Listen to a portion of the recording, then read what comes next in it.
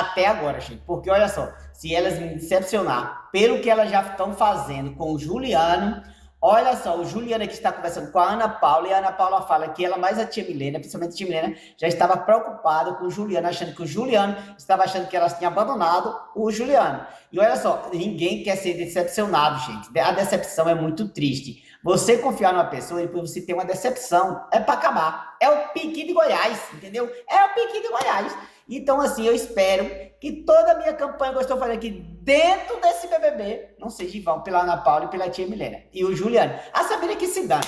Mas a Samira, ela está envenenando a cabeça da Ana Paula e da tia Milena. E ainda bem que tem um boneco para ficar conversando com o Juliano. E ainda bem que a Ana Paula também já percebeu e não vão deixar o Juliano sozinho. Eu espero que da agora para frente, porque a Bico de Pato, ela é esperta, muito esperta, ela quer ficar no terceiro lugar. E ela quer ficar, ela sabe que o Juliano é o terceiro